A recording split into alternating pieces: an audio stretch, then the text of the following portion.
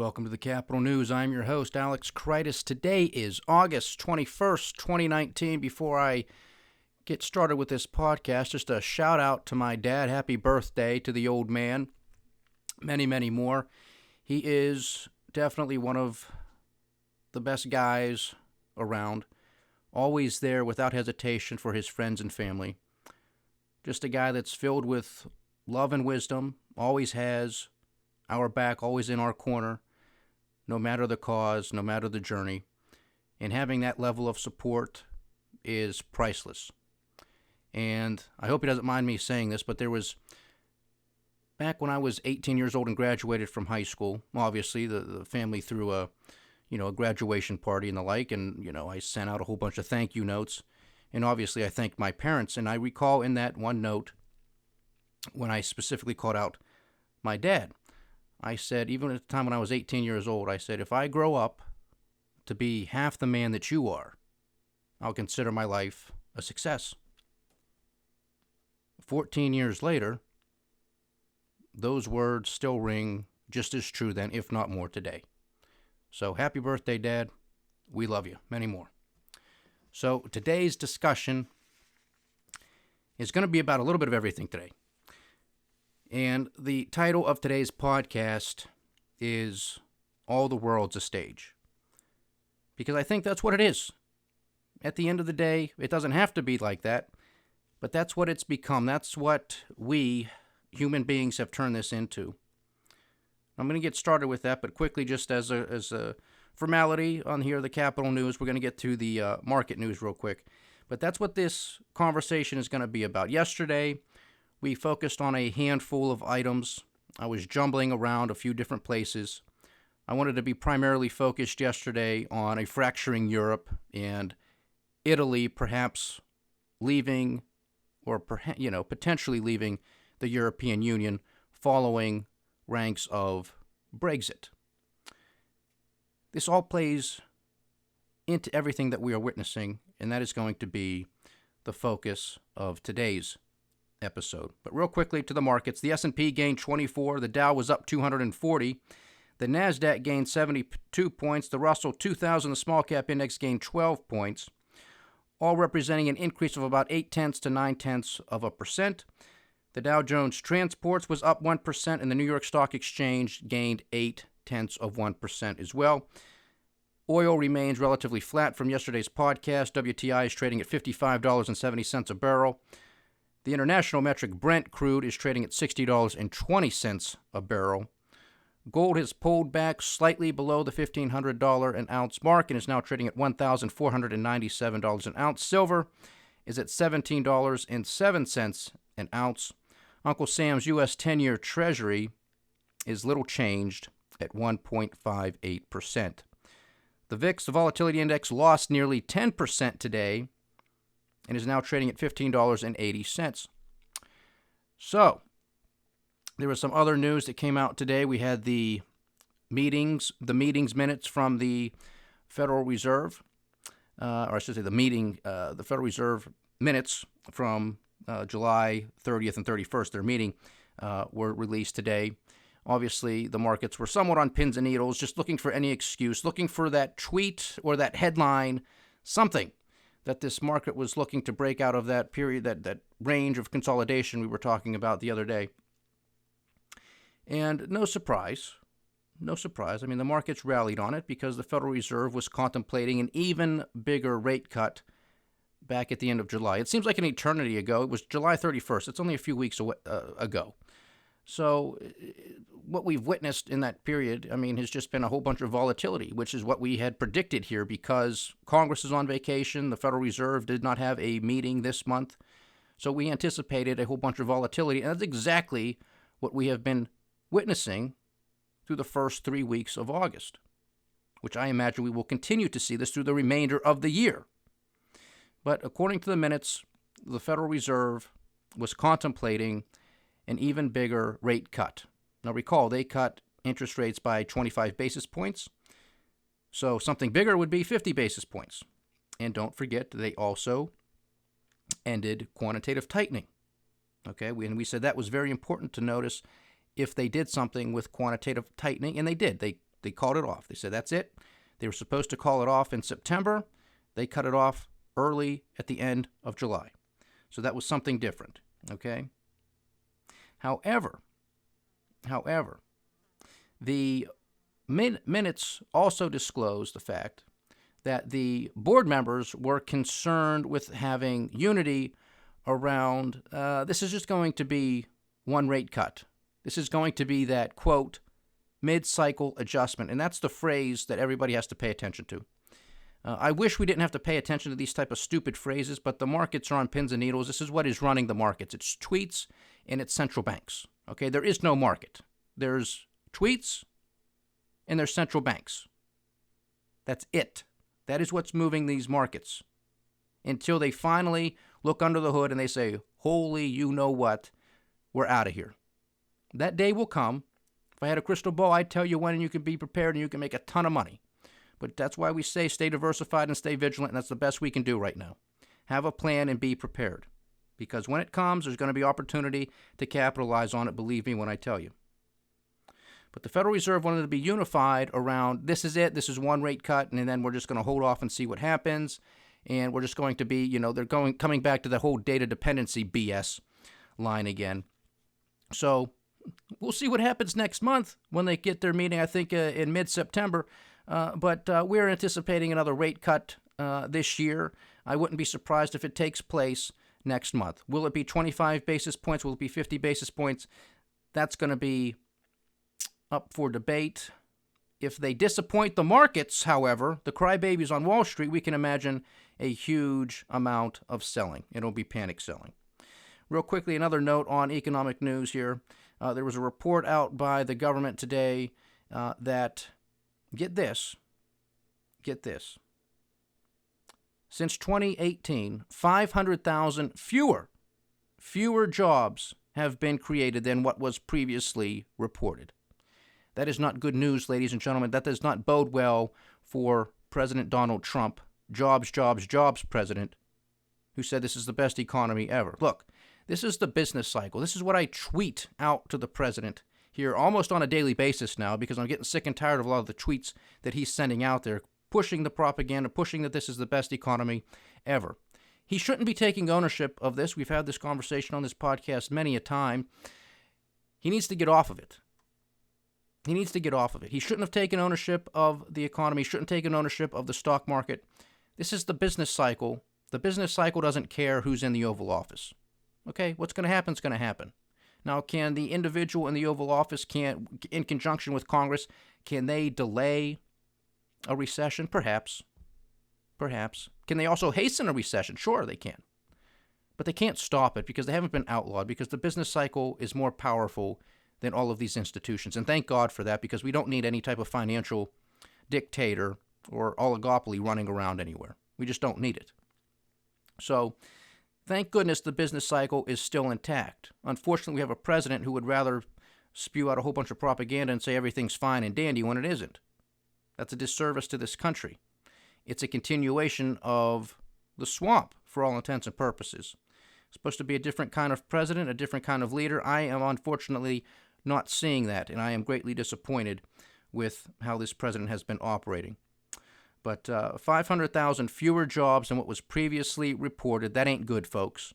And that is consistent with a business cycle that is running out of steam, because you are likely going to see more downward revisions. So just for the sake of argument, and I'm just pulling these numbers out at random, say, for example, we had 200,000 jobs created in the month of May.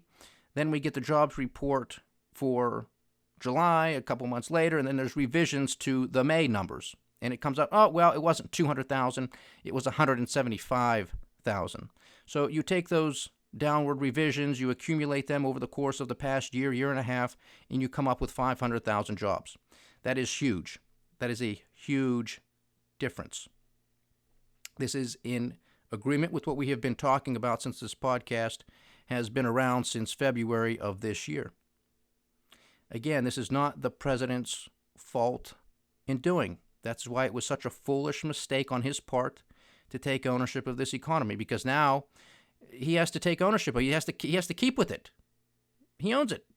You broke it, you own it. That's what you have to do. Now, of course, he's going to blame everybody else. He's going to continue to blame the Federal Reserve. He'll blame China. He'll blame illegal immigrants, perhaps, or at least he'll give the impression that that's who he's blaming. But he's only going to pat himself on the back for anything that looks good. Anything that looks bad, it's going to be somebody else's problem. That's poor leadership. That's another thing that I am disappointed in with this president as well. But that's enough for the economic news, because we do that here on a daily basis as is. So the title of today's podcast, again, is All the World's a Stage.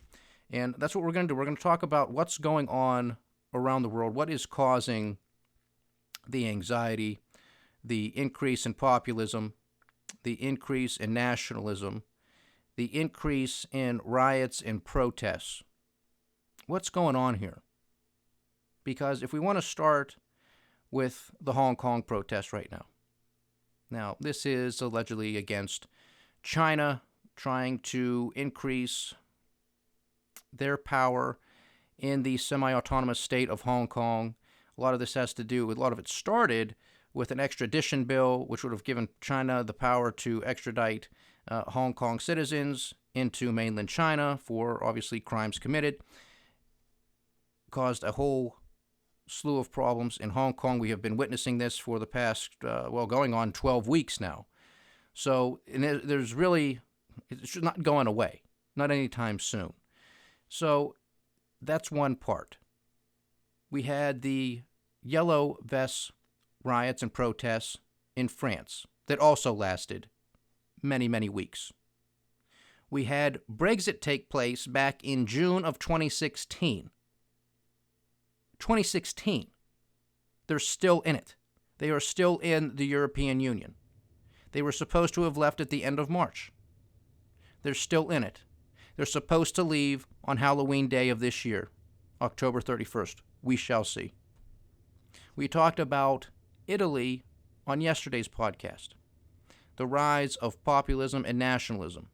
Again, Italy has, had a very strange alliance, politically speaking, between a far left party and a far right party. Again, the analogy here in the United States would be you have a party of Bernie Sanders and a party of Donald Trump getting together and forming an alliance. Well, that's no more. We had Prime Minister Giuseppe Conte resign yesterday. You have the likelihood that the leader of the far right party, Matteo Salvini, is likely to become the next prime minister. How many headaches is this going to cause for the top brass within the European Union? I couldn't care less. I think the European Union is going to collapse. I think the euro is going to collapse. I think it will basically be non-existent in the course of the next decade, especially if we have a major economic and financial crisis. And it's going to be more than just economics and finance. It's going to be political. It's going to be social. And it's going to last for a very long time, because we have been kicking the can down the road for over a decade. We had the opportunity a decade ago, in the midst of the Great Recession, of the financial collapse, to allow these companies to go out of business, to allow them to file bankruptcy, to go through that process. Maybe there would have been enough assets on the books where they could have survived. They could have come back. They could have been better than what they were before, because clearly they weren't good before. They were filled with fraud and corruption. Maybe they could have come back better, healthier, stronger, and with the realization that they are no longer going to be able to compete in that same manner. But no, that's not what we did the world over. It was bailouts. It was easy money.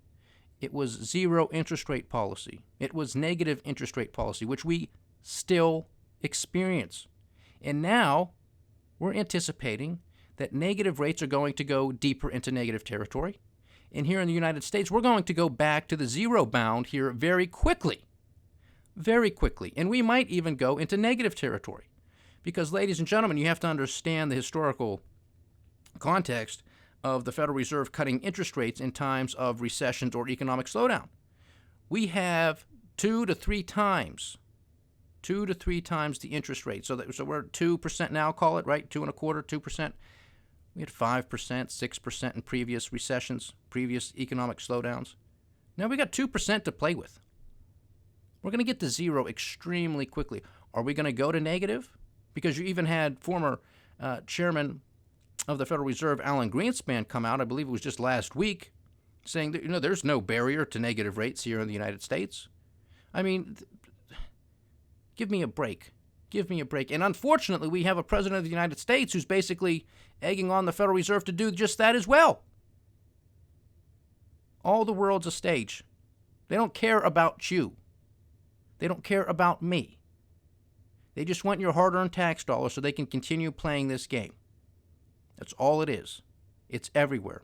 And at the end of the day, folks, in our basic form, in our raw form as human beings, we're animals. We are part of the animal kingdom. And as animals, we have instincts. And I think the vast majority of the world is starting to wake up because our instincts, we know that something isn't right. I think we've known for a very long time that something isn't right. But now it's just starting to boil. And we live in the world of exponentials. Was it 100 years ago we had 1, maybe 2 billion people on this planet? Now there's about 7 billion. Just in the course of 100 years, we've tripled the world's population.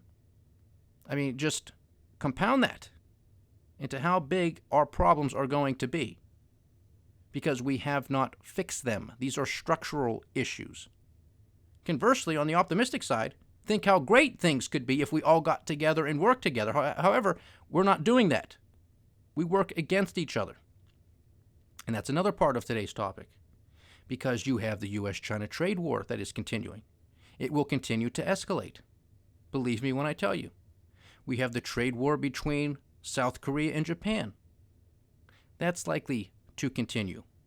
How severely that will escalate, I'm not as privy on that, but, these things don't just start and end, like that. They take time. We have the escalation between India and Pakistan over territory in Kashmir. We have the saber rattling with Iran. And now we have Secretary of State Mike Pompeo out saying, because there's another oil tanker, folks, leaving Iran, or that has left Iran, headed for Syria, and Secretary of State Mike Pompeo is saying, the United States is going to do everything within our power to make sure it doesn't get to Syria. Well, the United States of America is the most powerful military in the world with the world's greatest navy. So what is he saying? Are we going to shoot this sucker down? Are we going to sink it into the ocean? What are we going to do? We going to take the ship? What are we going to do? All for oil? All because people in Syria need some energy and we ain't going to have it because it can't go from Iran to Syria? I mean, this is ridiculous. We're still staging an overt coup down in Venezuela. We're all over the place. We're all over the place. This is all a game. It's all a game. It's a stage. All the world's a stage. That's what this is. What is the end game? And what is the cause of all of this? I don't know what the end game is. I really don't. Because it's just going to be another vicious cycle of this same thing, this same pattern. Because what was the end game in the Great Recession? What was the end game of zero interest rate policy? Printing trillions of dollars out of thin air to bail out Wall Street and major corporations. The world over, mind you. Our Federal Reserve, well, not even our Federal Reserve, it's not ours, we don't own it. The Federal Reserve didn't just bail out U.S. entities. It bailed out foreign entities. Did you know that? Were you aware of this? And I actually have to give credit to Senator Bernie Sanders because years ago, when it was Chairman Ben Bernanke, former chairman of the Federal Reserve, testifying before Congress, Bernie Sanders asked him, where did all that money go? Who did it go to? He knew that some of it went to foreign companies and corporations. And what does Ben Bernanke say? I'm not going to tell you. You can look that up. You can probably find that on YouTube if you look for it. That was several years ago, but you could probably find that debate, that little back and forth between Bernie Sanders and Ben Bernanke. And I think there were some other congressmen and senators asking pretty much the same questions. And the chairman of the Federal Reserve said, no, I'm not going to tell you. And they hide behind what's called bank secrecy laws. Bank secrecy laws. Look that up, too. I'm not making that up either. That's not a conspiracy theory. That's not tinfoil, anything. That's real. That exists. Look it up. I mean, this is the world in which we live. It's hard for me to say, from another country, what are they supposed to do? But here in the United States, bank secrecy laws, how do those even exist? How do those even exist? We live in a world that's been completely flipped upside down here in the United States. The individual, the citizen, is supposed to have maximum privacy. The government is supposed to have maximum transparency. Is that how it is here in the United States of America? No. It's completely flipped.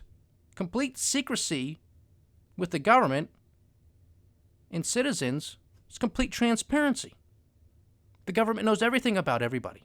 That's not how it's supposed to be.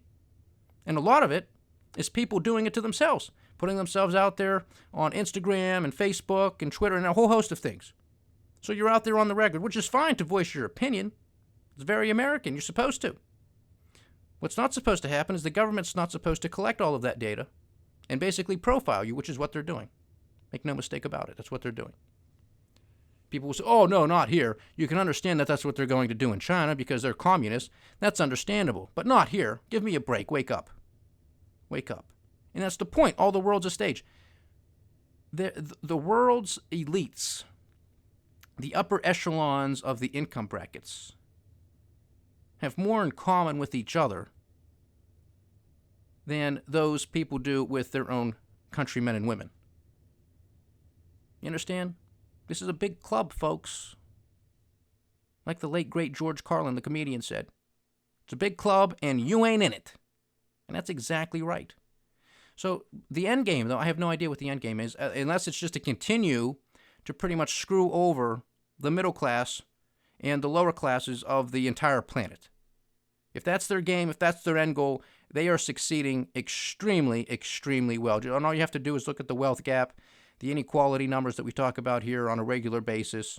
And I'm going to have to do some more in-depth research on that because you got to do a deep dive into it because it has economic implications. It has political implications. It has implications for society at large. And I think that in combination is what is leading to all of this rise in populism, all of this rise in nationalism, all of this rise in somewhat protectionist policies. Because it's easier to point the finger at somebody else and blame the Chinese, blame the Mexicans, blame the Iranians, blame the Venezuelans, blame the Russians.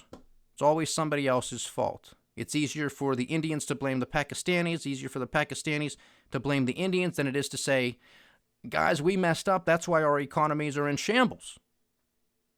I told you, and we've had this podcast many months ago, when all else fails, go to war. When all else fails, go to war.